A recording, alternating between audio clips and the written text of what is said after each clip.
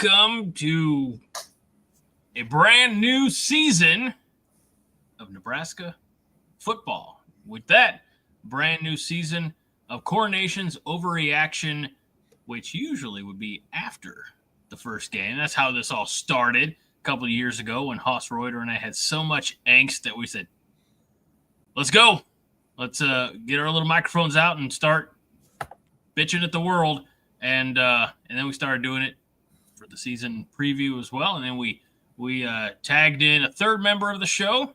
So let's introduce everybody. Well, I got some dust out of my damn eye. Anyway, Greg Mahochko here, bottom left.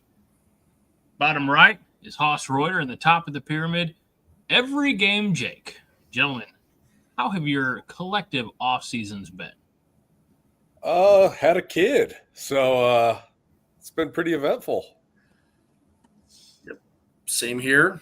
Mine's about 6 months. Haas is about to be 3 months. So turned 3 months old the night before we play Cincinnati. Night before we beat Cincinnati. That's right. Yep.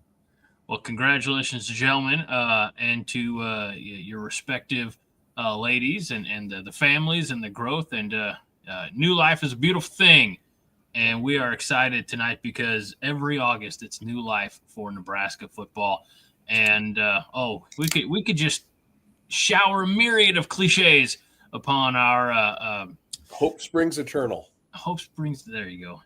Our island of misfit toys here in the comment section. It's probably been since after the bowl game since the three of us last sat down and did a show, and we were granted, I think, less access to the program from a fan's perspective. Obviously, no televised spring game. So, I mean, just guys, just keep me up, bring me up to speed, bring everybody up to speed on how you went about following the Huskers in the offseason. I think that it was pretty low key, which I think for a program that has tended to talk the talk but not walk the walk was a good thing. Didn't really follow much I followed spring ball, but the Husker games that they did in lieu of the spring game, I really didn't pay much attention to it.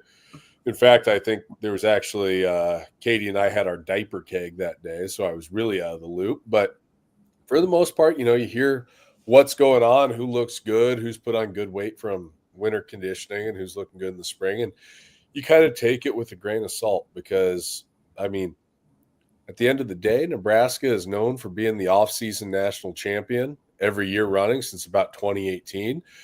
It's at the time where it's nut cutting time. It's nut up or shut up, So I'm kind of at a point where I'm very optimistic and I'm very hopeful for what the season holds, as evidenced by my season and game-by-game prediction that we'll get to later in the show. But at the end of the day, I think that talking time is over. Talking season is over. We have to go out there and win games by doing the little things right. Jake, earlier tonight, you and I were talking with an Iowa fan that we have associations with.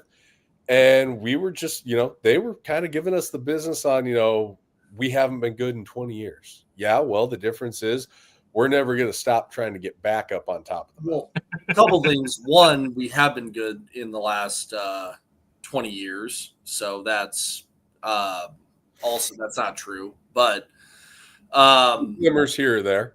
Not up to standard, though. No, but keeping up with the offseason, I follow a myriad of different accounts on Twitter. I will not call it X. It is Twitter to me. So Twitter, follow them. Yeah, whatever, Greg, right? Twitter till I die. Yeah, I follow a myriad of different accounts on there. I listen to the Husker Online show and Damon Benning, his podcast with Herd at Sports, he and Ravi do, which is awesome. Podcast, I think, to shout out a fellow podcast. I think that we have a reason to be optimistic this year. It sounds like players are developing pretty well. We have a veteran offensive line, among other positions. We're going to get into it as we go through our breakdown. But, I think we're set up for a very successful season this year. And I'm very optimistic. And to go off what you said, Jake, the position groups that have improved, I think at the end of the day, what you have to look at is just doing the little things right that we've always overlooked as a program, whether it's field position, what we were talking about earlier with said Iowa fan, turnover battle, things like that. And I think for the first time, I'm confident in saying for the first time since about 2010, this is our deepest roster that I think that we could go toe-to-toe with just about anyone in the country. I'd agree with that. And field position is, that's why Iowa, not talking about obligatory motion. Yeah. That's why they win. That's why they win with less than stellar talent, even though they're a very good developmental program that puts guys in the NFL. They do put players in the NFL, something Nebraska has not done, to give credit where it's due in the last, decade plus. They do develop players well, but more guys in the NFL than we do right now. Sorry to interject. Absolutely they do. And as much as I hate that program, and I think that they're nowhere near the program that Nebraska, those blue blood top tier programs are. They have done that. They win field possession. The field position battle is the game within the game. One of those things, and they punt well. They play good special teams. They play good defense. That's why they win. That's why they win with the offensive talent they have. Yep. I agree 100%. And I think there's going to be moments this year, as hopeful as we are about the offense with Dylan Raiola and the transfer receivers, veteran offensive line, Emmett Johnson. To go back to what John said, a few weeks back when I was on the Five Heart podcast, or was it Monday Night Therapy that I subbed in for Minnie, he asked me if we could average 40 points per game. 40 points per game, that puts you in a level with like 2019 LSU and 95 Nebraska. But if you can average, going back to what Dana Holgorsen talked about the coaches clinic this year, one more 30-yard explosive pass per game, one more 20-yard explosive run would boost our season average of points per game up towards 35 points per game. So that's kind of where I'm in line thinking that we're going to potentially average 35 points per game. I have some bold predictions about individual players within that offense. But I think in being able to do so, we are going to do it in a way that is sustaining long drives, winning the field position battle, stopping the run, and winning in special teams, really going back to the 4 edicts that Rhule set forth when he got the job here. The 4 things that he talked about being most important to win football games: run the ball, stop the run, protect the passer, and affect the passer. I think you're going to see kind of the culmination of Rhule's identity of what he's wanted occur this year. Will that result in going 12-0 in the regular season? Maybe not.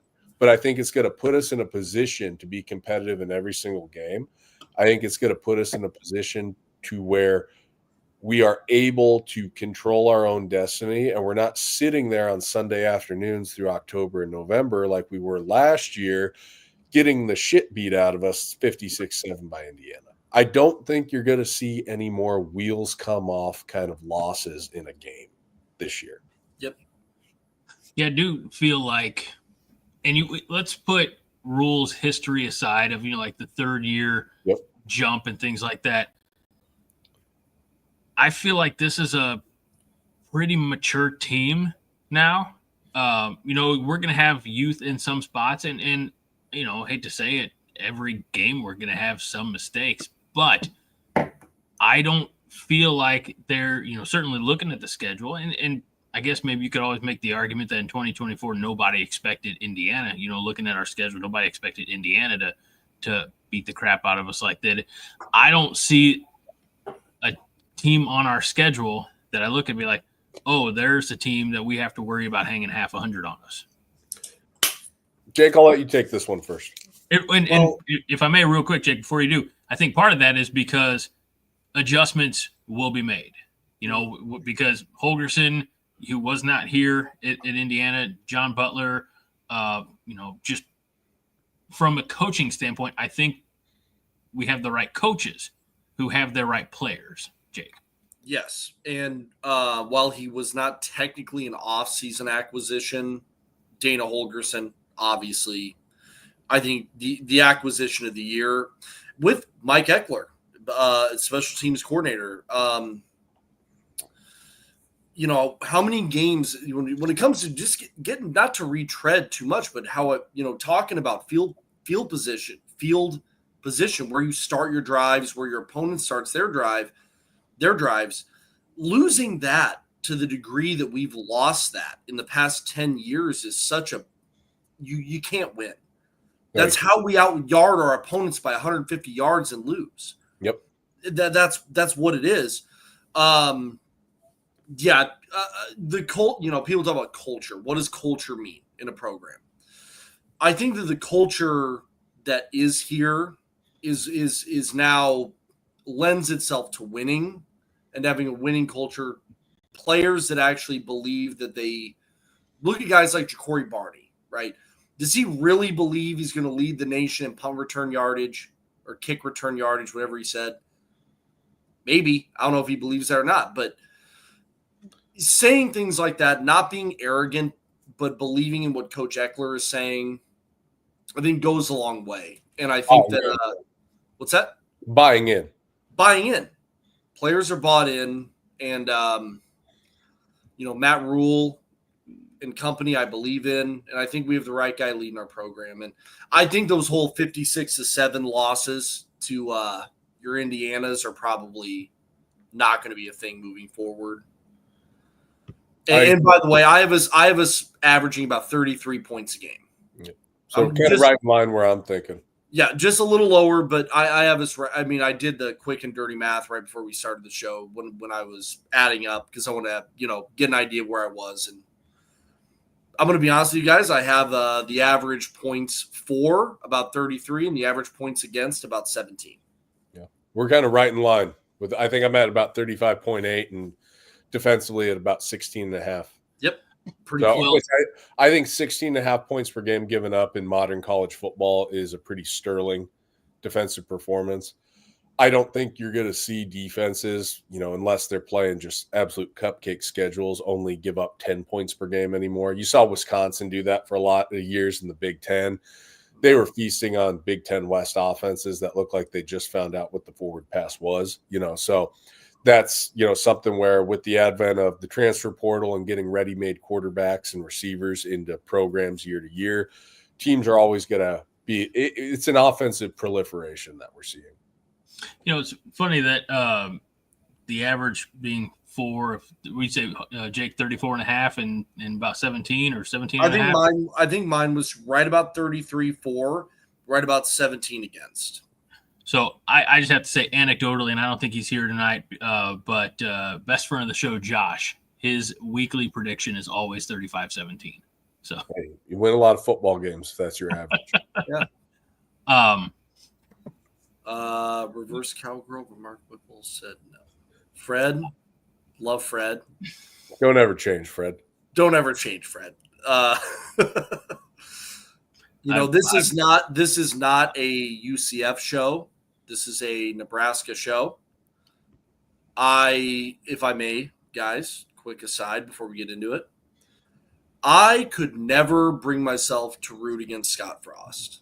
I couldn't because of how much I adored him as a player and what he meant to this program. I've signed memorabilia behind me with Scott Frost on it. Didn't you also threaten him on your first ever appearance on the podcast? I did. And by the way, I'm going to threaten him again because I think he's a classless act and someone that just can't, like the way he answers, he can't help himself. He's got to just, I hope he goes 0-12 this year. Well, Kansas State will lay a beat down on him. Yeah. Good luck, buddy. Hopefully you don't get in too much trouble with the female population down there in Florida. Good luck, bud. While we're talking about points, Kaylee says, I think 35 is realistic per game, but I'd love to see at least 27 per game between the Michigan, Penn State, Minnesota, USC, and Iowa games. Awesome take. I think my picks are right in line with that, actually. Yep. Awesome take by Kaylee there. Yep. That is pretty in line. Yep. By the way, we are live, of course. I am well behind on the comments tonight, so bear with me. I'm putting some last-minute things. I didn't have a pen, so I'm trying to get our prediction sheet digitally. So just, You would think that because we're starting late, I'd be even more prepared. No.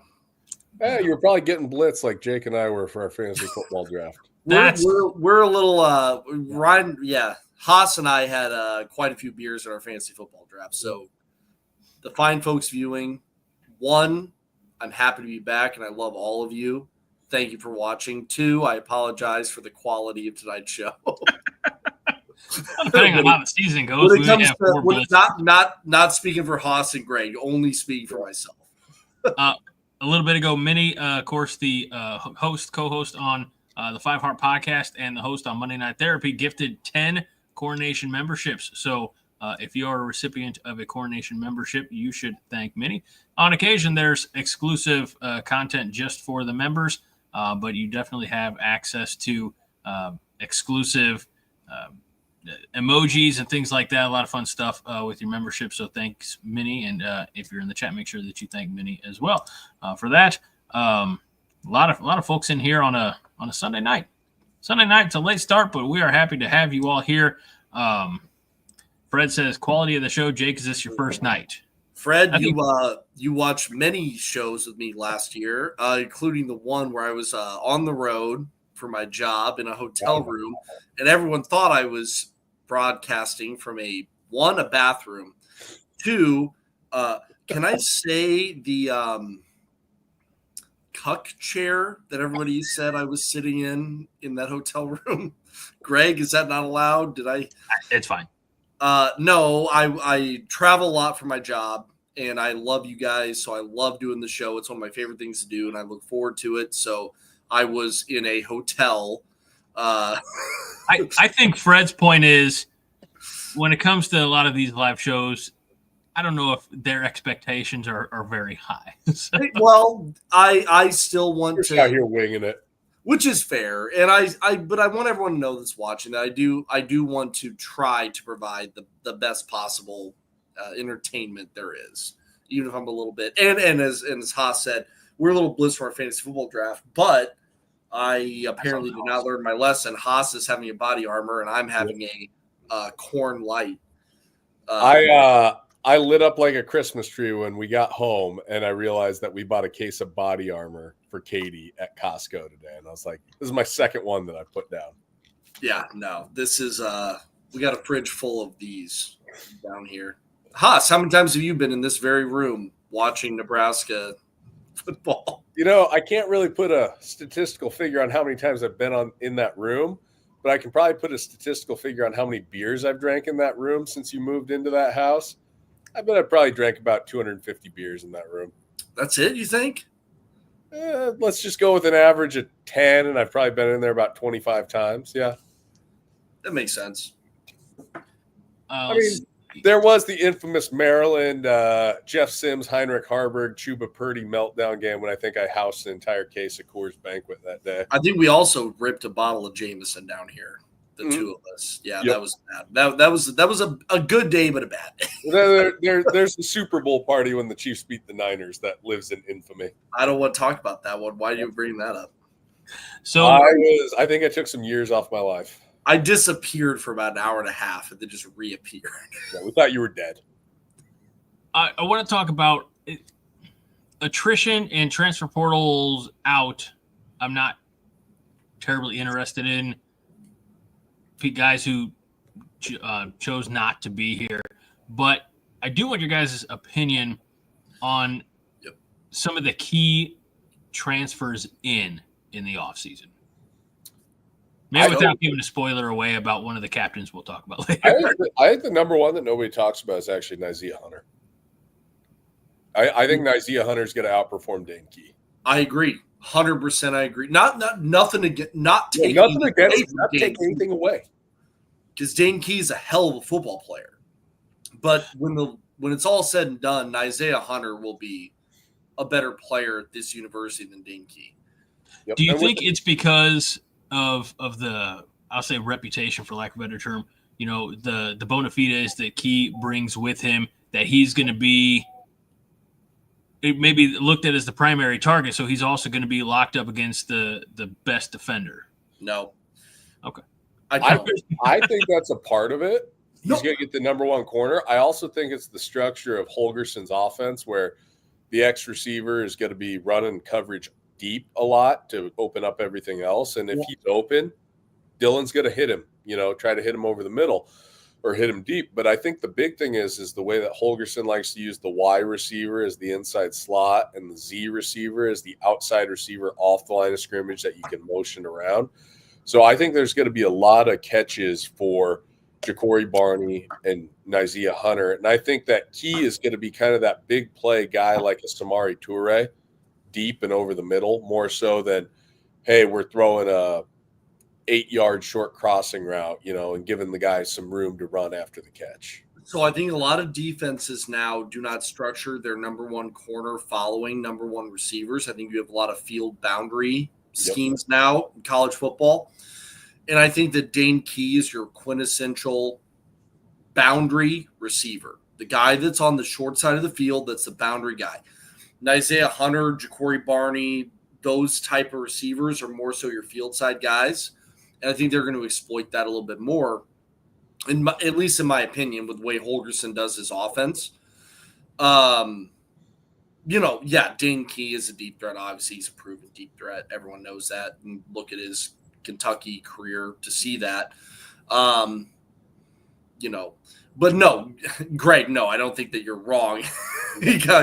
No, I just think that Key transfers in.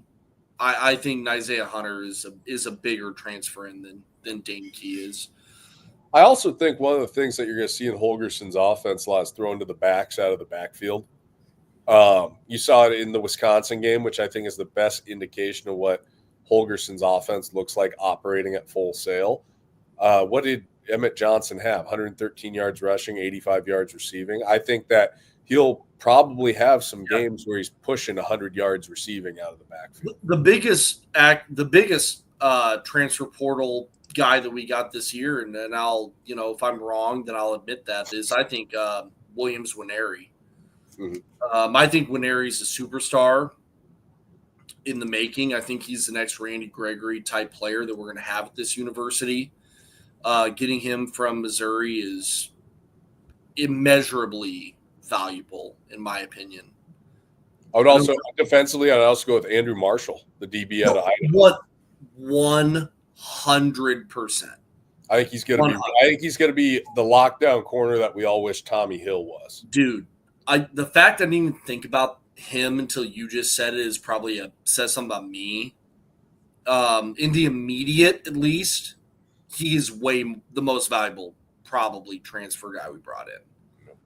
At least on defense. You got guys I think that may not be superstars, but I think that they're going to be really solid contributors, whether it's Deshaun McCullough or Marquise Watson-Trent, guys that are proven players at a high level. Fred, we're not forgetting about Andrew Marshall. We're talking about him right now. Speaking of Fred, he gifted some Coronation memberships as well. So, do we get Coronation memberships on the house or? Fred's the man. No. Honestly, what would this has happened if you had the video open on your mobile device and you were like in the comments, you may accidentally be gifted one. Yeah, no, I'm sitting here on my MacBook, Greg. No, I'm on No, Fred's the man. Just teasing, but. Well, you guys flipped up on me and started talking about the defense. So Melissa wants to know if our defensive line will be able to stop the run. I do think so. And I think it's going to be more from a standpoint of getting creative in our fronts and playing a lot of sub packages rather than what we were able to do the past 2 years of just getting good run stops with, 4 down linemen or 3 down linemen fitting the jack linebacker into the scheme. I think that this is going to be a lot more athletic of a front than we saw the past 2 years. Yeah. Not to take anything away from Ty and Nash. No. Ty, I think, is one of my favorite Huskers of the modern last 10 years.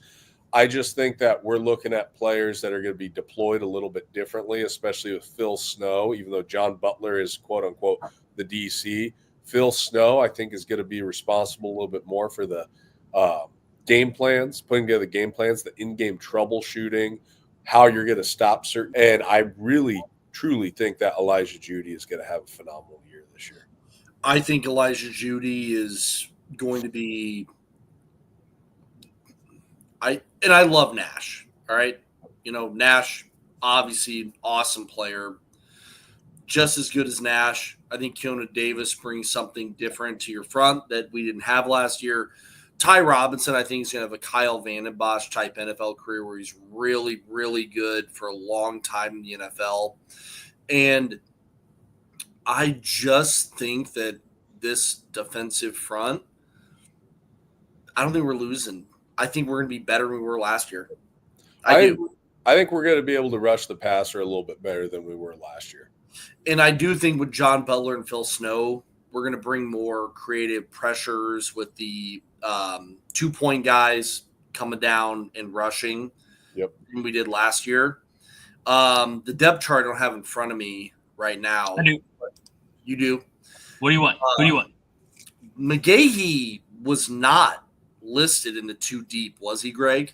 He's 3 deep at the jack behind Deshaun McCullough, who's listed as a starter, and Jordan Ochoa.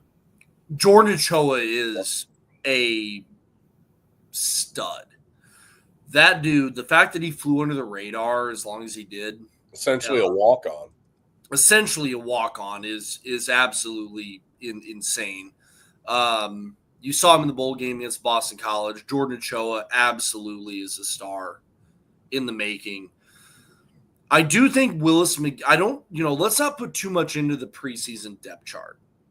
Willis McGahee is going to play. He's going to play. And along with that, not putting too much into the preseason depth chart, I was talking about the other night to someone. The thing I love about Rhule is you have guys every year that aren't on the depth chart to start the year. They're buried. They emerge as the year goes on. Under Frost, that depth chart felt like it was written in stone. It was the same starting lineup in game 12 that it was in game 1. So it's like a couple years ago, John Bullock's a converted safety, and he goes on to have a phenomenal year in 23 and 24. Guys like that emerge, you develop from and recruit from within. And so I think that there's probably going to be some guys on that who are buried on that depth chart right now that are probably going to be starters or significant contributors by year end. Can we highlight Fred's comment from a second ago where he said about when Sue left? Oh. When Sue graduated, they said our D-line was going to be better. Spiller was not. I don't remember when anyone saying our D-line was going to be better, Fred. Sue, I do. Do you, Ryan? Do you? Yeah. Okay. I think a lot of people thought Crick was just going to take over the he was a panel, from Sue, but a lot of it was so much attention was that Sue is the 3 tech that it opened up everything for Crick playing the shade or the one technique.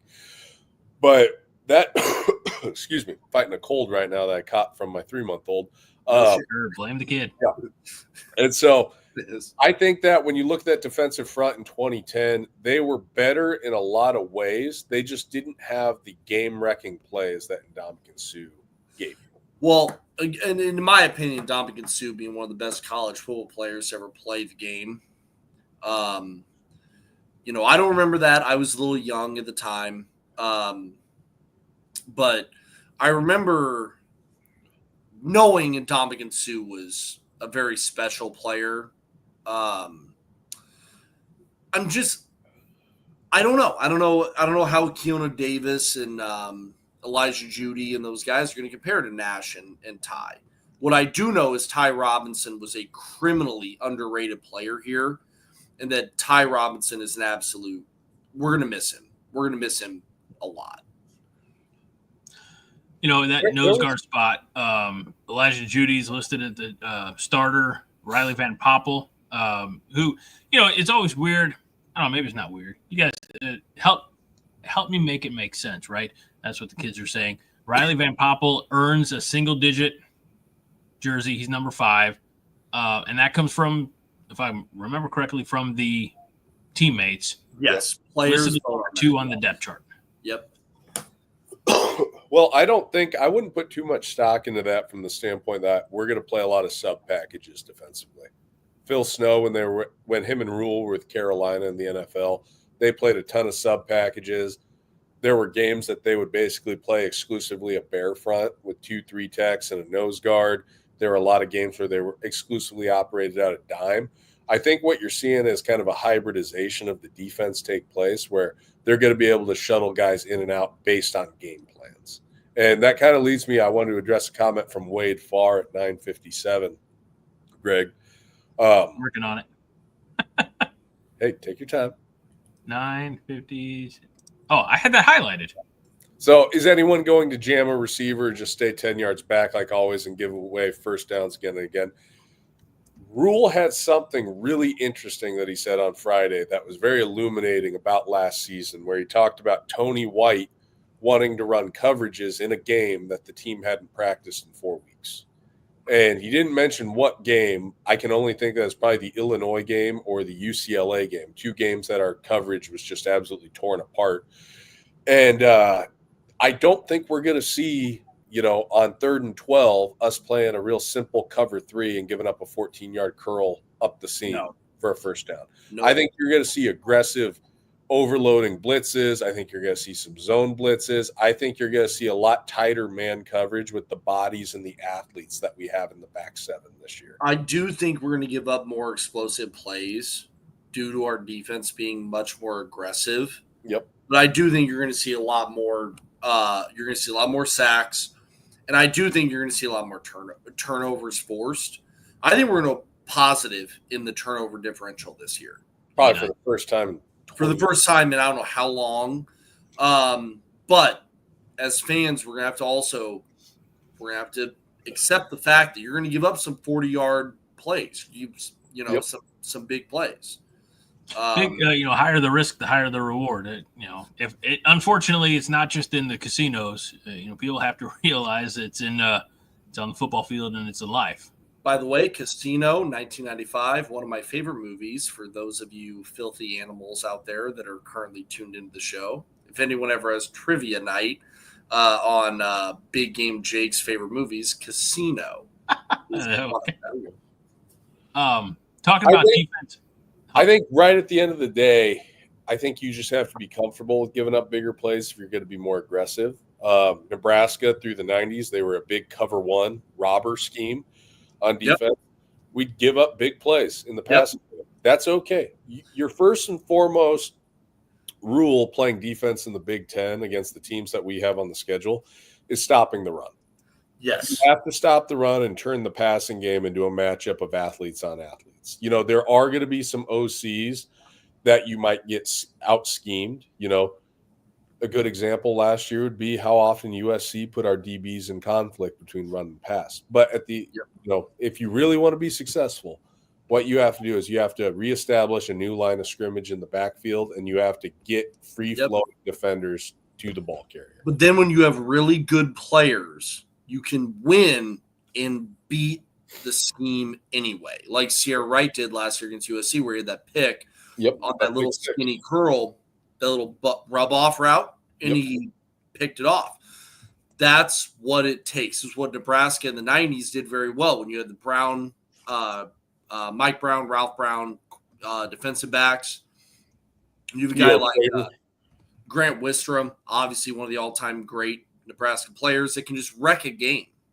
And you got to hope that like the guys that we have right now will not be. I'm not saying Williams Winery is Grant Wistrom. But, those guys can do those type of things and wreck a game and make those differences. The scheme, yes, obviously, it only goes so far. You have to have the players. And I think that we have a team this year and years going forward from now, we have those players that make that difference. And that was an area that I think Tony White tended to get inside of his own head as a defensive coordinator where he viewed it as a chess match between him and the OC. Really, regardless of what side of the ball you're a coordinator on, it's not a chess match between you and the other coordinator on the opposite side of the field. It's a chess match between you and the decision maker on the opposite side of the ball. So if you're a DC, you're trying to fool a quarterback. You're not trying to fool the OC because he has all the answers. He knows it on the whiteboard. He's an academic in offensive football. What you're trying to do is you're trying to present one look right before the snap. You're trying to shift to another look after the ball is snapped. And from there, you're trying to make a college kid make the wrong decision. Yep. You guys want to get our season predictions? No. No. All right, Greg, what are we doing?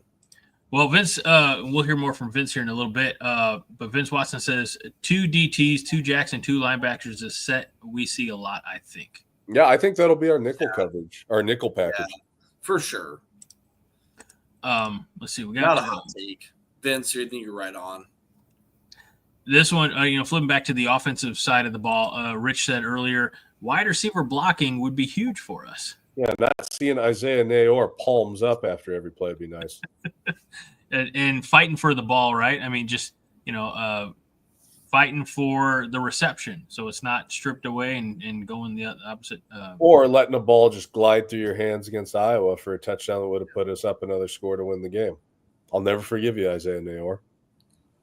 Let's see. Fred says Jake's talking 96, 97 era with Wistrom, the Browns, Jason Peter, and on. Those guys were dudes and stone cold killers. Yeah, they were. That's the kind of guys you need. You have to have guys like that are, there's that. It's talked about in Husker lore. Verse talks about it. Paisans, where the Washington Huskies like to bark at the opponents when they walk out of the tunnel when you're visiting locker room. And they walked out just Jason Peter and Grant Wistrom by themselves. Those guys didn't bark at all. They were quiet. You got to have guys like that. And I think that I think we have some guys. I think Van Poppel's a guy like that. Just a bad MFer, man. You got to have some tough, badass dudes. That's what that is. A lot of people might think this body armor's become Kool-Aid with what I'm about to say, but I think we got some guys on this defense that could develop into stone cold killers. Looking at Vincent 100. Shavers, Los McGahee the fourth, guys like that. Javen Wright, I think, is poised for a huge year this year. And I think that when you put all those pieces together, I think you got a hungry team that has a good mix of upperclassmen who have been down in the trenches here at Nebraska with the bad seasons. I think you got guys that want to prove themselves and take somebody else's job away from them and, go out there on the field and own it. So I think that Rhule's done a nice job of bringing in guys with the right mindset, guys that if you go down 10-0 at Penn State, when it's windy, it's cold, it's snowing, they're not going to get their heads down and go, oh, let's just pack it in. Let's get ready for Iowa in 6 days. No, they're going to stand in there. They're going to fight. They're going to, make a play like Levante David against Braxton Miller in the Ohio State game. Make something happen. Levante David, who I think Vinny Shavers, don't know if he goes by Vinny. I'm going to call him Vinny. Vinny Shavers reminds me a lot of Levante David. Again, I'm not saying he's at that level, obviously, but, there was a play last year, I forget who our opponent was, where Vincent Shavers was a spy on the quarterback. And you can see he's spying the QB. QB is back looking downfield, and Shavers sees a hole right there and punches in and makes a sack. Is that Ohio State? It might have been Ohio State. I think it might have been Ohio State. I don't remember who it was. But you can see he's spying. And he just sees an opening, and within like half a second gets a sack. Not his job, not his response, but he sees the opportunity, he attacks, gets a sack. That's what you need. And I think that's a victory for the uncluttered mind. The defensive player like McGahee, Shavers, those guys out there, they're not overthinking the game, that are playing, and they're athletic freaks. And those guys are high-level guys. Like Vincent Shavers should have been a 5-star recruit out of high school. Yeah, I don't know. The impact that he had. Huh? For the impact that he had as a role player as a freshman, I agree. He should have been a 5-star linebacker. The fact that he fell, like Ja'Cory Barney out of Miami, the Miami area, should have been a 5-star receiver. Is it the for lack of a better term, the Nebraska stink? If they committed to an SEC school or Ohio State, you think they would have got the bump, or because Nebraska's been down. The minute Dylan Raiola committed to Nebraska, he went from the number 1 player in the country to the 9th player in the country, like overnight. I still refer to Dylan Raiola as the number 1 player in his class over DJ Lagway because he was. Yep. And also, not to get off on a tangent, but everyone's talking about DJ Lagway. You know, I'm not saying he's not a great player, he might have a great season, whatever, but everyone's talking about how he's this poised breakout player. Dylan Raiola had a better freshman season than him in arguably a more competitive conference with less around him than Lagway did. I mean, Arch Manning has thrown, 20 passes in his college career? He's the Heisman frontrunner. Where's the love for Dylan Raiola? I'm not just saying that as a homer. Dylan Raiola made some throws last year that are jaw-dropping with him scrambling out of the pocket and whatever. Did he miss some? Yes. Haas and I were at Ohio State where he missed Jamal Banks on a wheel route that would have won us the effing game. How about Illinois where he overthrew Luke Lindemeyer? Yep. On that same wheel route. Like, you got to make those throws. Dylan, you have to make those throws. And this year, you know, the financials came out. He's making $3 million this year. $3 million. You're not an amateur athlete, man. You're a professional athlete. You have to make those throws. Yep. But I still believe Dylan is an elite quarterback, one of the most elite quarterbacks in the Big Ten, and by being one of the most of the Big Ten in the country, because I will also die on the hill that the Big Ten is the most elite conference in college football. I agree. Over the Southeastern Conference. Cam says the Big Ten is not a good quarterback conference. It's not a conference where quarterbacks succeed. Why is that, Cam? Yeah, give us a rationale there. Give us some rationale, and I may agree with you. Cam, while you're doing that, Stephen Fromm, we were talking about athleticism. Stephen Fromm says Grant Wistrom has been to practice and said himself the defense looks a lot more athletic than those dudes from the 90s. Now, before we address that, there is a difference between being a tremendous athlete and being a tremendous football player. You know, whether no matter what it is. Now, if Grant Wistrom's pleased, I'm not here to piss on it. You know, but when you guys think about and 2025 defense is untested, right? I mean, we just know what we saw from them last year. We'll know more after Thursday night, but everything's different. Everything is evolved in college athletics. I mean, I remember in the 90s in seeing video footage of the new weight room, you know, that Nebraska had, and it was cutting edge. And they've continued to upgrade, and they've continued to, put money into that, the training table, the strength and conditioning, everything.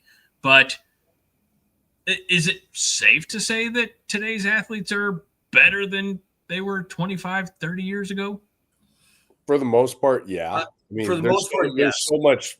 There's been leaps and bounds in athletic development for teenagers. If you take Grant Wistrom, 1997, and put him right now, time machine, drop him in, he's still an All-American.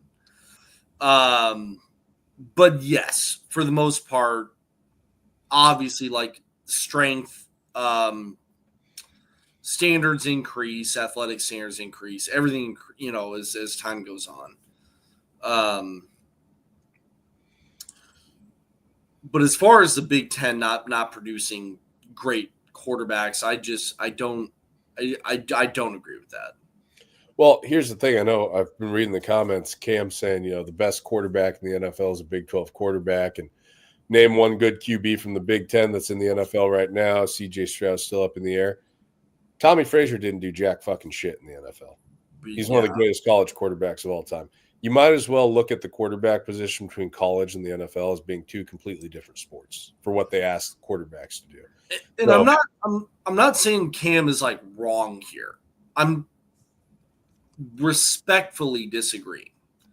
I'll say he's wrong because I mean there's no bearing on what you do as an NFL career. Stetson Bennett won 2 national championships at Georgia. He was good enough to do it at Georgia. Nothing. He's not going to do anything in the NFL. He's a backup for the Rams. He's probably going to be selling insurance back in Athens, Georgia, or Columbus, Georgia within 4 years. They've got quarterbacks that in the Big Ten Conference that have won big. J.J. McCarthy won a national championship. C.J. Stroud, Ohio State always plays at an elite level. I'll agree with Cam. Here, outside of those top half of the conference, those top 3 teams, yeah, Big Ten quarterbacks elsewhere are kind of just, they're Jags. They're just a guy, you know. Is anybody 20 years from now going to remember Ethan Kaliakmanis from Minnesota and Rutgers? No. Or, you know, I'll even go as far as say is Luke Altmaier, you know. That doesn't mean anything either. You know, he may not do anything in the NFL. Chase Daniel and Todd Reesing, KU. Yeah. But not probably, you know, some of the best quarterbacks I've ever watched in my 25 years. Who was that quarterback from Boise? Zach. Jared Zabransky. Yeah, Zabransky. Kellen Moore. Great example. All-time winningest quarterback in college football history. You know, Look, I'm not a fan of this guy. I'm not a fan of the program, but many people call him the GOAT, and he went to a Big Ten school. Yeah, Tom Brady. I can't believe I just said that. God dang it! Sorry, I'm losing my edge. I'm gonna disagree with you. Tom Brady is the greatest quarterback ever. Yeah. When you play by the Tom Brady rules, then maybe. What are the Tom Brady rules, Craig? Oh, the tuck rule. Tuck rules bullshit. 100%. How about Spygate, Deflategate? You're not cheating. At the end of the day, Greg, your Pittsburgh Steelers fandom is showing. That's fine. You're not cheating. You're not trying. Tom Brady's the I think greatest. that's how that works. So we got to do season predictions or what? What are we? You guys trying to rush out of here, man? We got to talk about A little bit, yeah. I'm not trying to rush out of here at all. I just know I'm sick as a dog right have now. a lot of dialogue. We got a couple quick things to mention before we get there. Go. It was announced this week, late in the week, our captains, Sierra Wright, Marquise Buford Jr., Dane Key, Deshaun Singleton, Dylan Raiola, and Henry Lutovsky. Any surprises there? I think maybe the only surprise for me, Dane Key, just because he's not a quote-unquote homegrown talent. You know, he was a transfer in the offseason. Certainly proved himself in the short amount of time he was on campus. But anything else that stands out there to you guys? Lutovsky is a little bit surprising, but I think he's coming on, so makes sense. That makes sense as a senior on the offensive line. Other than him, this is right in line with what I thought. Now, what did you think about the next step that Coach Rhule had? You know, if you saw the video, he basically made all 6 guys sign a pledge in front of their teammates. You know, do you think I'm not necessarily against it? You know, it's kind of lining out their responsibilities and the not the obligation, but the weight that it carries. It does seem to me a little performative. Performative is exactly the word that I would use. Yeah, I think it's lame. No offense. I can't imagine. I'm just going to leave it there. I think it's a little performative. I think it's a little lame.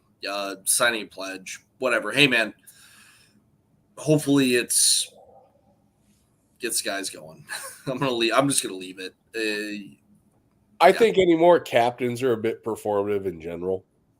You know, I think team culture, you know, from the first guy on the roster down to the last is probably a little bit more important than who you have going out there for the coin toss, because there could be guys that just dominate at what they do every day. They're not real vocal, but they lead by example as well. I think it's always good to have vocal leaders and have your team police themselves. But let's sing a fight song.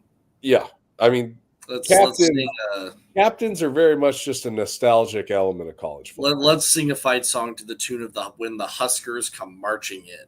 I mean, let's come on. You're fine. Yep. James Bourne with a classic Animal House reference. Don't put a pledge pin on their uniforms. All right, one quick one here from Caleb. He's got 2 that I've starred, but we'll talk about this one here. What do you guys think of the all-black uniforms? Heard they plan to wear all whites and all reds once, too. What are your thoughts on that? I'm all on board. I love the all reds. All for it. Love the all reds. Love the all. I think we should come out to the Michael Myers theme song for the all black. I love it. I love the Halloween theme. Dude, 100%. I love the black with the white bottoms, too. That's a badass look. They're not going to do the or the white bottoms, but I think they should lean into the black shirts narrative. Awesome. I think the biggest challenge with this is on that game. That is the USC game there at the end of October. Is they're trying to orchestrate a blackout at the stadium, and you're just never going to get the fans on board. 85, 90,000 fans to wear all black. They'll still wear red. Give out free T-shirts. Old Bob from Brainerd, go buy a black windbreaker. Give out free Gildan T-shirts at the gate. All right, they cost $1. Just give them. Hell, make Adidas with all the equipment money they give us. Make them pick up the tab on 85,000 some change T-shirts. At cost, they can handle it. They can swing it. I don't know who's in as me. As everyone could paint themselves black. So, all right, real quick, we're going to get to our predictions. But in the spirit of predictions, one of our Hoss. I just want to bring up Jason Spengler. Want to put the proper respect out there about Penn State being the most overrated team that he's seen in years. You don't lose 2 first-round all-time players and get better. They've got 14 starters coming back who are first or second team all Big Ten. They're going to be a load to handle this year. Yeah. I think Penn State is legit. And in all fairness to you, Hoss, on Thursday nights, I usually just refer to him as Jason. So I just want to put the proper respect on it. I'm seeing he's a KU fan. He is. He's here most of the times. So I want you guys, this is news to you. I think there are only 3 people in the world who know this. Or maybe not. I think I talked about it. We're going to get paid now for this? What's that? We're going to get paid now for this? But in the spirit of predictions, one of our Holger Maniacs on Thursday created an ESPN Pick'em League for Coronation and 5 Heart. I'm going to play a little clippy clip, and I'm going to share the link in the comments. So the link is going out on Facebook and on YouTube, so no excuses. So here you go. We can talk over this now. Vince Watson is the one who came up with this. If you can't read that, I will make it better. We are trying to send the link out. Link will be in the description. Oh, of course, an error occurred. I have to wait a moment and then try again. That's about my damn luck. Get it together, Greg. It's, you know what? You try to just you try to do things. Anyway, ESPN, it's a pick'em. It's a private league. We'll make sure that we get all the information out there for everyone. I'll make sure I throw it up on the column or on the YouTube description here. So check that out. Join us. We will remind you again tomorrow. Hopefully, Andy will remind you on Tuesday. And there are no games to pick this week. It won't be until, or I should say, not on Thursday. It won't be until the Ohio State-Texas game is one of the top ones to pick. So, with that being said, oh, look, Manny's here, and it's your doggy. It is my dog. He's the best dog a guy could ever ask for. I mean, is it, though? Dude, at least to me, he is. It's my best buddy. All right, so the link went out now on Facebook and on YouTube. So the group name is Coronation Pick'em, which should take you right to it. I'm going to put the password in there. So you, please, Hoss and Jake, join in as well, and we'll just have fun with this every week and update. All right. With that being said, gentlemen, are you ready? God dang it. You can tell it's late. You ready for some predictions? Hell yes. Yeah. You're a little camera shy. Now you're all about it after you're not on my left part. All right. Well, let's we're not going to start with this Thursday's game because we'll do that at the end and give some scores. So let's go to Saturday, September the 6th at home against Akron. Hoss. I've got Nebraska 52, Akron 13. Jake? Yeah, 49-14. 49-14. Yeah. Nebraska, I'm assuming? Yes. All right. Now, traditionally, I won't give my scores until the week of. Is that all right? That's fine. Cool. Fine. And I'm gonna, just for extra shits and grins, because I got to do this again tomorrow night to likely the same audience. I'm only gonna do every other game. So we're just gonna have a lot of fun. So I will say, I'll say we'll beat Akron. I feel like that's the same safe guess. All You right. don't sound too confident there, Greg. I'm multitasking, so I feel spread very thin. And yes, Fred, it's the only time that I can say that I'm thin is when I'm spread very moving. September 13th, we are home against the lofty whatevers of Houston Christian. I feel like this is going to be a dub all across the board. Jake, I'll let you go first on this. I got us 59-7. I think that Latif and the backups are playing pretty early in the third quarter here. Okay. Should coast to an easy win here. I've got 66-17.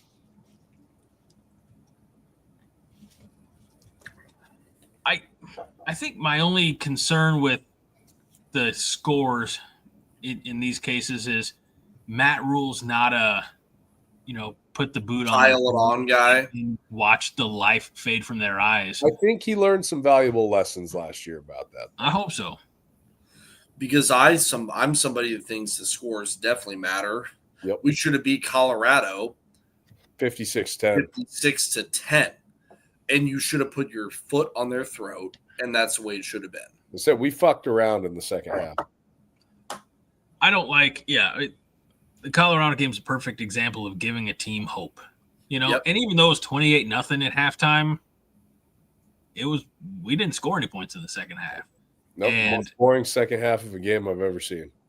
even if Shadur Sanders walks off the field with like 5 minutes to go, which he did. It's a little Haas, I think we were over here like sipping Jamesons in the second half. Like we weren't even paying attention to the game.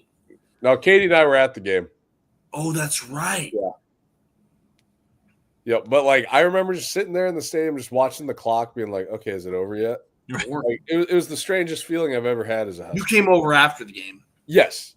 Well, because, we were riding the high of the first half, and then they came out flat after halftime, and we, as Husker fans, were like, let's just get the game over with and get the hell, even though we're at home, let's get the hell out of Dodge with the win. If the game goes on much longer, something may change. I am imbibing in some alcohol tonight, some nighttime cough medicine. Aha. I thought that was a shot of Jaeger. Hey, is that Katie handing that to you? Yeah. Katie, hey. Katie with the assist. It's my sister. I'm aware. I think everybody. All the fans out there, that's my sister. I think they should know by now. My girlfriend, my baby mama. Michigan. Yes. September 20th at home against the Wolverines. Haas, we'll let you lead or this. you, Haas, go. I've got Nebraska 30, Michigan 24. I think this is a game where Nebraska gets up big and rattles Alex Underwood. And I think maybe Michigan, after it's 24-7, 24-14, maybe Michigan makes it look a little closer than it actually is late in the game. I also have Nebraska 28-21, close the whole way through, but I think that we win the game. I'm also going to say Nebraska didn't win this one. Give us a score on this one. On this one? Yeah, give us a score on just this one. I think that this has an opportunity. Easy does it there, chat, where Dylan could have a bit of a coming out party. It's going to be on a big stage against the prime opponent. I think this one could go like 38-24. Nice. High scoring. I like I it. should say in my prediction, 28-21, I have Dylan throwing all four. I have Dylan 4 touchdowns. Yeah. Why not? And then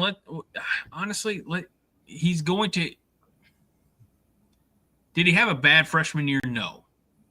Do we think that he's progressed? We certainly hope he has.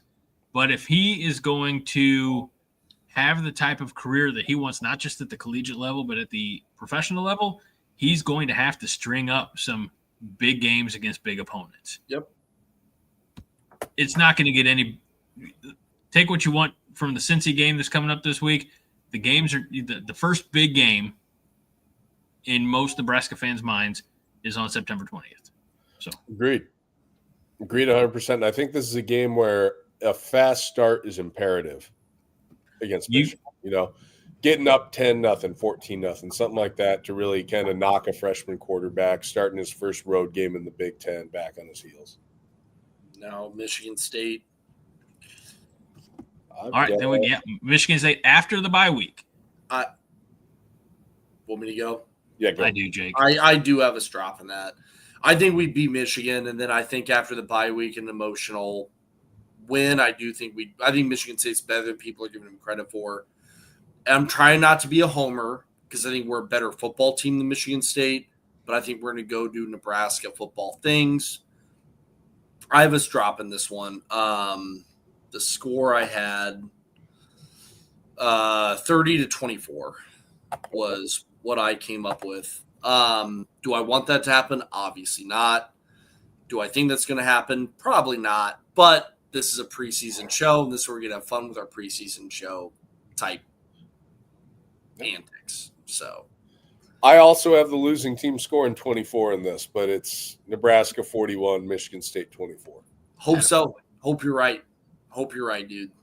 Yeah, I just think that Michigan State might be a little bit more symbolic than anything else on the field. But I think that loss up in East Lansing a few years ago with bowl eligibility, our first crack at bowl eligibility that year, I think that's something that's really stuck with Rhule because you heard him reference it multiple times last year. And so I think that's a game where he'll have those guys ready to go. Guys like Marquise Buford, that was his first game back from the torn ACL in 22. I think that they're going to look for ways to, kind of take out some revenge on some teams that closed the door on them in 23. I can see that. I'm not necessarily calling it like the Cornhusker revenge tour, but, I feel like they're, from not just 24, but also 23, like you said, Michigan State. And I know how much you love East Lansing, Hoss. Paris of the Plains, man. Fuck yeah. I think that the time is right this year. Maybe the roster is right. The schedule certainly favorable to go and make a point to some of these teams that, like you said, shut the door on Nebraska's bowl hopes and things like that in the past. So, let's kick it off with Michigan State. Moving on, then we have October 11th at Maryland. It's actually it's the first true road game of the season. Of course, this Thursday it is Nebraska and Cincinnati, but it's in Kansas City. It's a neutral site. But is it? There are going to be a lot of red in Arrowhead Stadium on Thursday night. So the first true road game doesn't happen until the second week of October. Hoss. I've got Nebraska 37, Maryland 14. Another game in the revenge tour. Yeah. 41-20, Nebraska win. Maryland is projected to be one of the weaker teams in the Big Ten. We'll see how that actually shakes out, but I don't think they're going to be able to do much to stop us. I think we have a big first half. They kind of make it not close, but they score a little bit in the second half, and 41-20. Oddly enough, I kind of view it opposite of you, where I think it'll be similar to that Purdue game last year where we stumbled around and kind of started slow. And then I think we're going to end the game, with our foot on the throttle. Yeah. James Boardman says Maryland is a trap game, or thinks Maryland is a trap game. On the road, no one in the stands, and more than likely an 11 a.m. game on Peacock. Yeah, it's one of those games. It's BYOJ. Bring your own juice. Yep. Yeah. Regardless of the circumstances, how many fans are there, what streaming network is carrying the game, still got to go out and play the damn game. Like, there are some elements of a football game that don't change. The football is going to be kicked to signal the beginning. There's going to be whistles. There's going to be contact, physicality, and a horn at the end of the game. Just make sure you have more points than the opposition when the horn sounds. It all comes down to blocking and tackling. And passing and running and scoring, right? Yeah, blocking and tackling is the foundation. All right. Then we've got – this is another one for, I think, the revenge tour. And didn't see him last year. Got to go back to Matt Rhule's first game as the head coach of Nebraska. It was a Thursday. It was the Jeff Sims era, which we don't talk about anymore. It's another damn freaking Friday night game. Yeah. It's Friday, October 17th at Minnesota. Jake, I'll let you go first with this one. I got us 34-17. Nebraska victory. I think that this is not one of PJ Fleck's better teams. I think that we're going to be in pretty full midseason form at this point. Take care of business, do what you do. We're probably going to be 9-point favorites. Beat that easily. Yeah. 34-17. Husker win. I've got us 24-20 in that game. I think that, oddly enough, I'm opposite of you on this. I think this is going to be a really solid Minnesota team under PJ Fleck. I think their defense is going to be really solid. I think that this is the first game that Dylan's really going to struggle with. You're going to struggle in a game, maybe throw a couple of interceptions. Wade says every game Nebraska plays this year should be a high score as possible, and defense should shut out every team. We want to be relevant again. And I don't disagree. I just don't know the likelihood of it. See, like where you're at with Minnesota, that's where I'm at with Michigan State. Okay, I'm just a little bit earlier in the season than you are. It's still the same concept of what's happening. Yep, same. I think by the time we get to Minnesota, this is just my opinion. I think Dylan's going to be mid-season, and I think we're going to win that game pretty handily. And since it's taking place at the latter half of October, maybe PJ Fleck will be able to go out and get himself a full pair of pants. The man he wears assless chaps. He does not want pants. He's an assless chaps man. How about on the sidelines, Jake? On the sidelines, there are certain things you can't get away with on television. Hey, the man just likes a short inseam. He'd wear them if he could. We get an extra day of rest, and then we host Northwestern on October 25th. Look, I'm not going to beat around the bush. I think Nebraska's going to win that game. No reason not to. Yeah, I got us 38-16. That Northwestern roster is pretty putrid.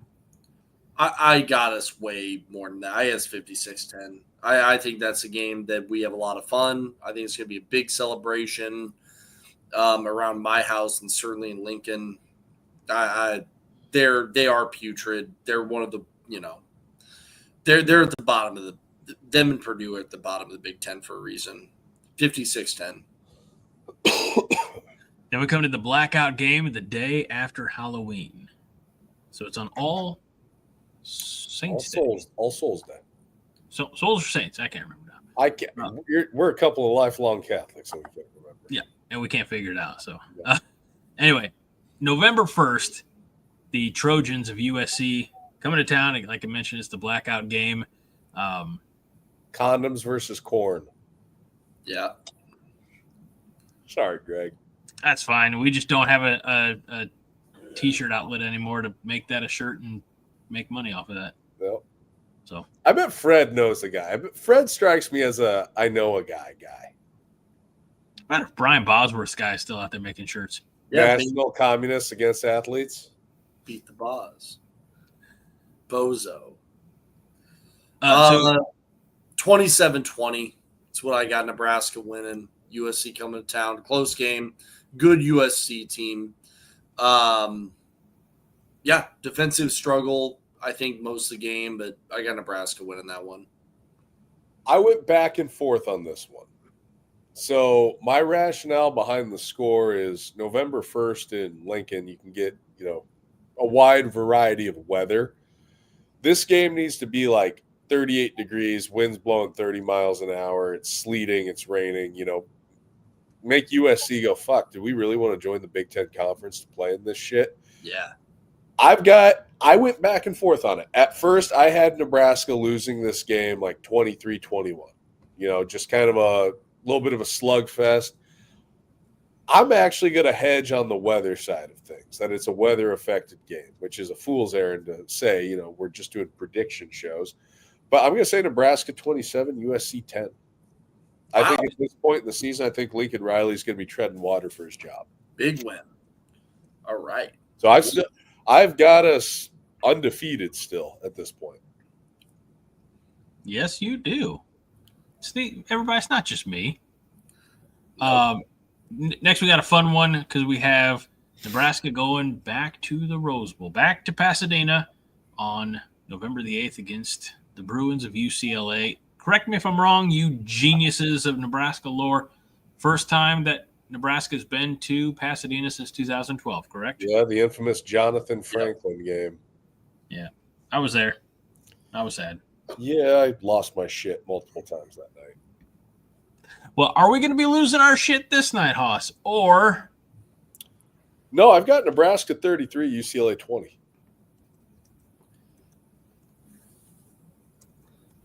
Jake? 30-14. Nebraska win. I think that we put too much together as a roster. I think we have too much for those guys. Good last year is going to stick in their memory too. Yeah, I think they have a good football team. I think we have too much for them. I think we built too much. 30-14. Yeah. Win. I also will call this one a Nebraska victory. And while we're talking about the Nebraska Cornhusker Revenge Tour, they can be nice that they avenged the time that I flew all the way out to Los Angeles and saw them lose. So this one's for Greg. That's a damn shirt right there. Win one for the Gregor. Win one for the Gregor. All right, a bye week. Now, I want to ask you this. We get a middle of November bye week. I hate them. Yeah. You want to get hot, stay hot. It seems it, and then you go on the road to Happy Valley. Yeah. The 22nd of November. Yep. Jake, I'll let you lead this one. I do have us dropping this one 20-10. I think we can't. I think it's really hard for us to get anything going. I think the Penn State defense is legit, maybe the best defense in the entire country. I think that our defense holds them in check, but I think it's kind of a defensive struggle all the way through. 20-10 Husker loss, unfortunately, in Happy Valley. 2010. I've got us dropping this kind of similarly. I think that we hang around, but Penn State is always solidly in control of this game. I feel like we never seriously threaten. We don't drive the ball consistently on drives. If we score, when we score, it's just big plays. I have us dropping this game 23-14. Yeah, pretty much the same score. I think in this case, for me, I'm going to be looking at who's at the running back depth chart at this point. Not to say that there's any issue with Emmett Johnson, but who is going to be spelling him? Who's going to be Mekhi Nelson? Yeah, but who? I mean, and that's number 2 on the depth chart today. But who's going to want to grind in cold ass Pennsylvania in the middle of November or latter half of November? Who's just going to give us that extra effort and want the ball? Who's going to want the rock in a cold, unfriendly place? Isaiah Mosey, who's a dog. Absolute. You took it right out of me. Yep. Dog. I was going to say. Just a dude who's. And in that case. 6 foot, 210 as a freshman. Dude, like that guy, by the way, like Isaiah Mosey is that type of tough dude that you want on your team. Yep. I'll just leave it there. That's the kind of guy you want as a coach. Well, let's call that an intangible. let's say that let's say that maybe it's off the bench, maybe it's starting, who knows, that there's something that Mosey brings on November 22nd at Penn State that maybe the Nittany Lions aren't ready for. Maybe they don't want to get. Maybe they don't want to. Vince Genitown. Yeah, Vince. Yeah, Husker Bob. Vince Genitown. Vince Genitown. Bob, are you from Brainerd by chance? 6 foot 235.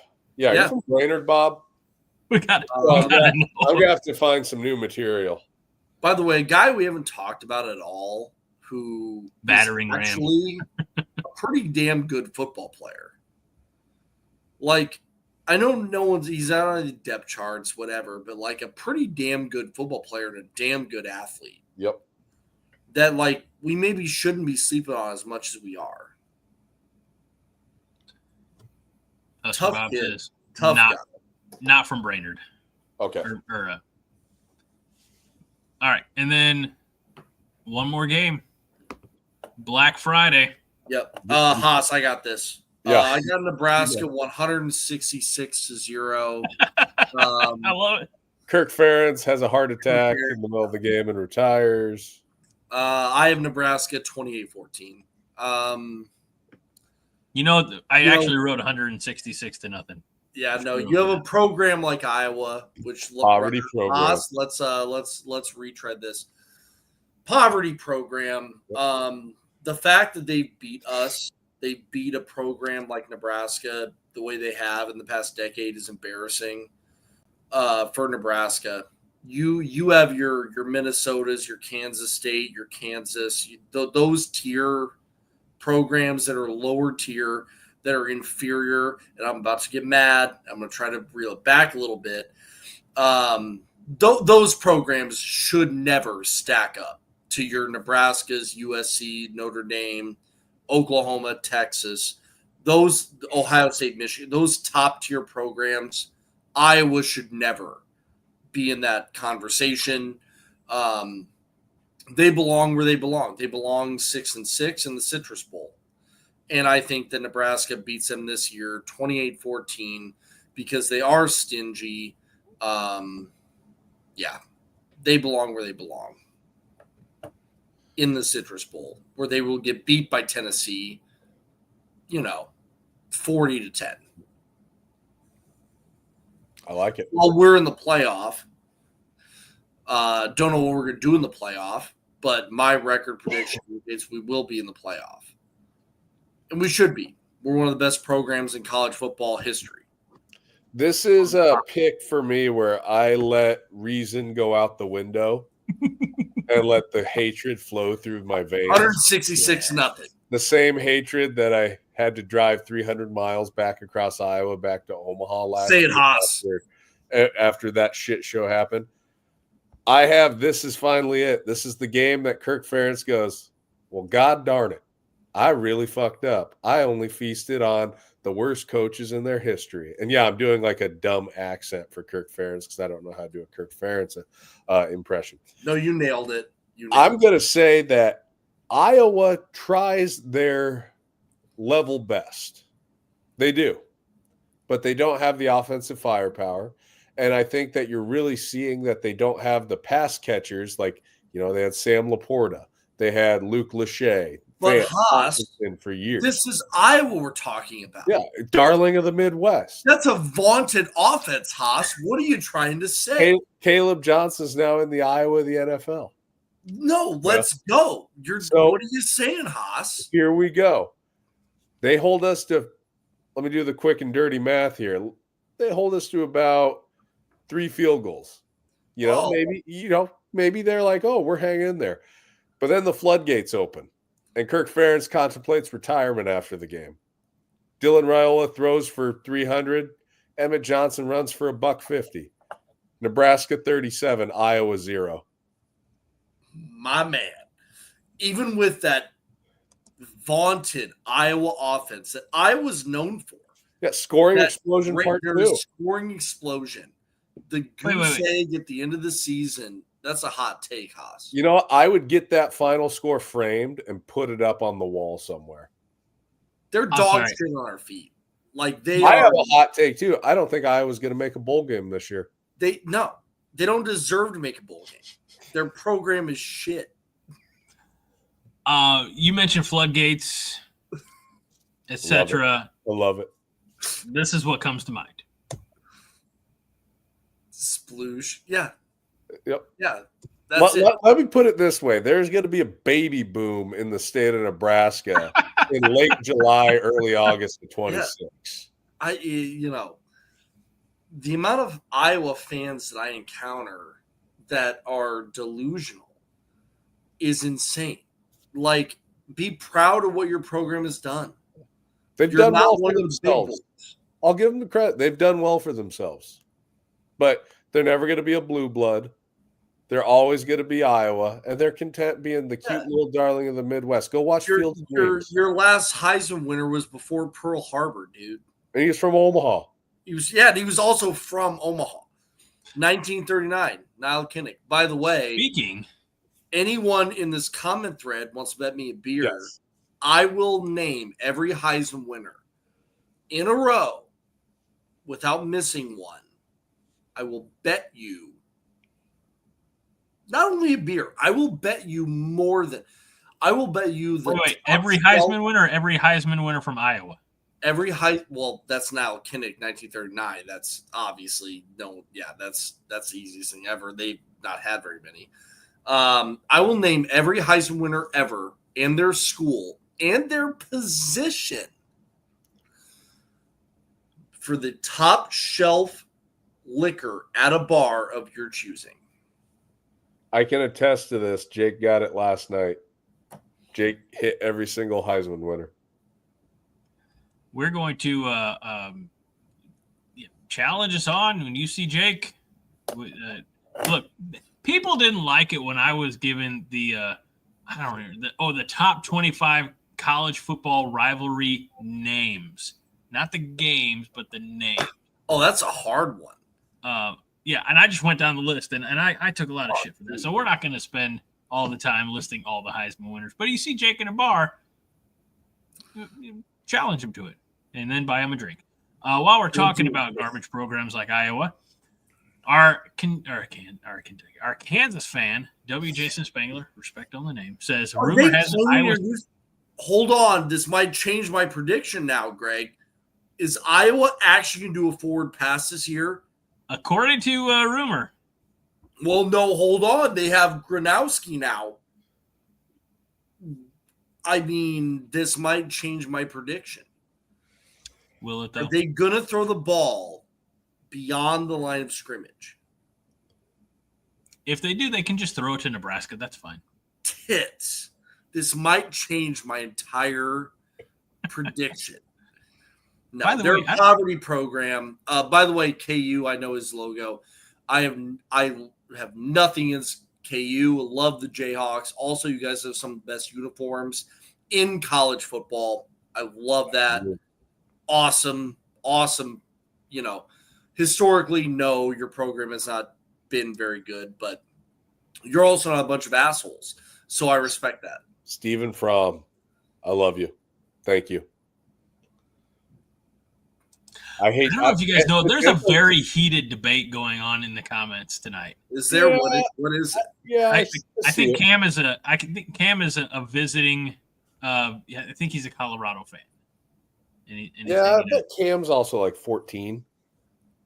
By the way, Jason, respect. Yes, sir. Very much respect. Right. KU, love KU. So always been one of my favorite programs aside from Nebraska. So just a recap, we haven't got to Cincinnati yet, and I guess we need to do that. So this Thursday night, Arrowhead Stadium, the home of the original Red Kingdom.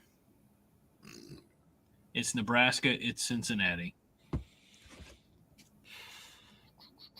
Haas, let's start with you, sir.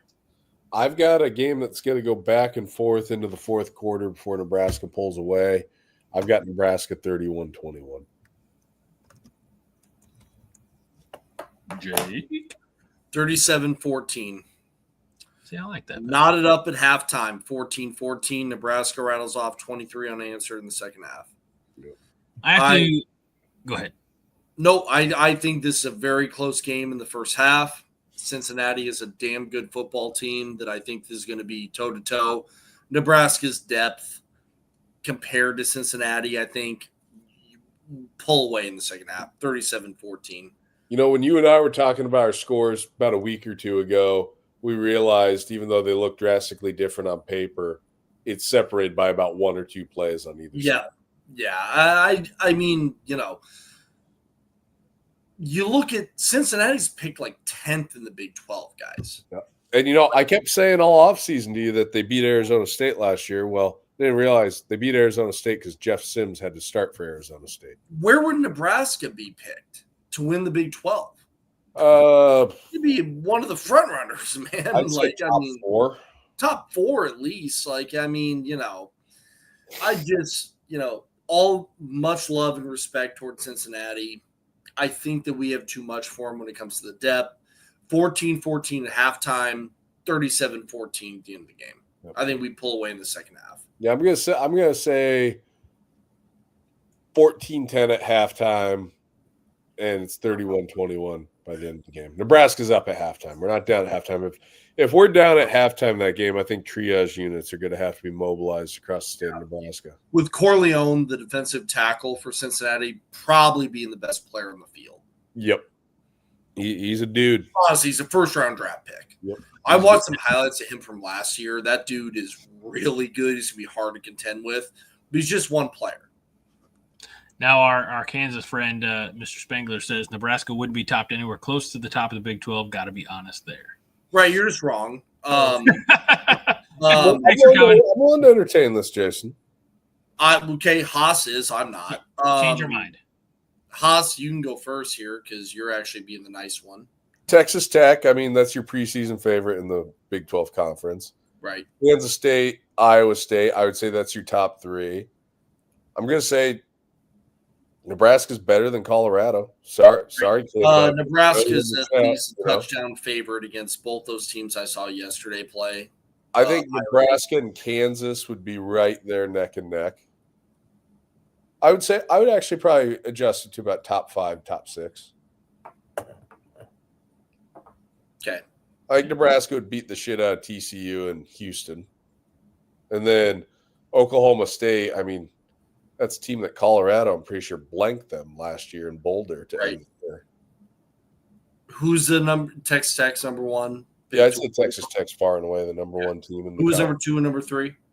Iowa State, K-State, no particular. Right. Nebraska's better than both those schools. So I would think second at the worst. Love you, brother. Appreciate you. You're wrong on that. All right. Just to throw a little fire or a little gas on the flames here. Cam says Nebraska fans don't know Colorado this year and says that Nebraska is not better than Colorado right now. But like Colorado. Are you like 12, dude? Yeah, dude. Who is this guy? I think we should we're not here to fan shame or anything like that. We're just here to call them out on I haven't been. I gave him all the respect in the world a minute ago. I'm just saying. I didn't. I'll be the first to admit it. Jason's cool. I love Jason. So Jason's cool, man. Also, KU, awesome. Love Kansas. No, Colorado shit. They're gonna win 5 games. I am. Oh fuck, Fred. Did he just? What did he do? What did Fred say? Oh God. Oh God. All right, I'm saying Nebraska is going to handle the Bearcats. I'm gonna say I like the idea of being close at the beginning, or close near halftime. I really like the idea of jumping out early. Kind of getting that early start and demoralizing them. You maybe throwing Brandon Sorsby off of his game, and putting up 40-plus points on them. I think we can score more than 40. I think we can hold them to under 20. So I'll get more specific tomorrow night. It's a little teaser for you 5 Heart folks. Come back tomorrow night for the actual score. Oh, and by the way, Cam, your strength coach is Andrew Swayze, and you have Caden Salter at quarterback. So Nice try. Jason, you're betting Nebraska to cover against Cincinnati. Very good bet. My mortgage is on the line, so. Kaylee says, this chat is awesome tonight. Classy with a hint of trash. Well, that's how we like to. That's how we like to do it. You can't tell by my background. That's the whole theme, man. Classy with a hint of trash. So we have through the regular season, Jake. You have predicted 10-2, 10-2, 11-1. Yep. Everybody's gonna know where I'm gonna stand this time tomorrow, but I'm still gonna, leave a little question marks for some of the non-regulars. Football's back, and one question that we had from Caleb earlier says, Greg and guys, what is this year's team's ceiling and floor? I'd say the absolute floor is 8-4. I agree. I would say the ceiling is probably, honestly, about what I predicted for, with a little hint of Kool-Aid for my predictions, 11-1 with, a puncher's chance of see what happens at Penn State. I mean, that would be the absolute ceiling. I don't think 10-2, if you're going to drop a game to somebody, one of the Michigan schools, USC, Minnesota, that's about where I think the mean is actually for this team. So Husker Chuck says the ceiling's 11-1, floor 7-5. James says floor 7-5, but ceiling's 10-2. So no, I think the ceiling is 8-4. Or sorry, the floor is 8-4. The ceiling is 12-0. I think we'll go undefeated. I really do. Lofty goal for a team that only won their first bowl game last year in however many years it is. But this is a team that Matt Rhule's been waiting for, and I think we have a lot of talent. I think we win every game. I don't think any team on our schedule out-talents us to the point where you're like, yeah, I can't win that. Even Penn State. I always think of OU after Stoops took over in year one. They went 7-5 in year one. They won a bowl game, made a bowl game for the first time in a long time. Yeah. And then they went and won the national championship. And I mean, there's a firm foundation that Rhule has poured. Yes. Almost, going on 3 years here at Nebraska, that I think a lot of the heavy lifting of getting this program turned around culturally is done. Yep. They've been able to add talent at all the positions. If you look at this depth chart, it's the deepest depth chart we've had since 2010. 100. And I agree with Kaylee here. Oddly, I think that realistically we have a chance every game. Maybe it's Kool-Aid, but 12-0 feels possible. Not probable. Is it possible? Stay healthy. You have some bounces. Stay healthy. Dylan Raiola's who you think you should be. You have a good running game with Emmett Johnson and company. And the offensive line, who you have 9 guys that have started games. Yeah, 100%. You bring in all that defensive talent, Desan McCullough, who's a badass on that defense, and you have Sierra Wright, who's a lockdown corner, and Marshall on the other side. Yeah, why not? And you have, I hate to say it, but you have a reformed special teams. Yep. Like they're gonna. It sounds like they're actually gonna try returning punts this year. That's new. And then you hope that the kicker can put them through the uprights when they need to, and the Aussie can kick the hell out of the ball when he needs to and not shank it. So, agreed. Fuck yeah. All right. Well, guys, that's awesome. I appreciate you guys for I know you had fantasy football shenanigans earlier tonight, so I appreciate you for coming on when maybe you weren't feeling your best. We'll put it that way. But we look forward to sitting down with you guys again next Sunday night. It should be back on schedule at 9:00 Central. And for all of you in the chat, don't forget we'll do a very special 5 Heart podcast tomorrow night, 9:00. And then Andy, I think it's going to be the summer movie series is done, and we're back into Husker Happy Hour Tuesday at 8:00. So be sticking around for that. And Nebraska football is back Thursday night, 8:00 kickoff. The only problem with that is I'm getting too damn old for 8:00 kickoffs on a weeknight. But I'm excited. Guys, It's great catching up with you all. I'm excited for another season. Sitting down with you gents, you esteemed colleagues. Okay, You said it all, Greg. You guys, and that'll do it for this episode of the Corn Nation Overreaction. We will see you next week right here on Corn Nation's YouTube, Facebook, and X. Go Big Red. Hoss. Win the damn game. Jake. That's it. That's it. All we need.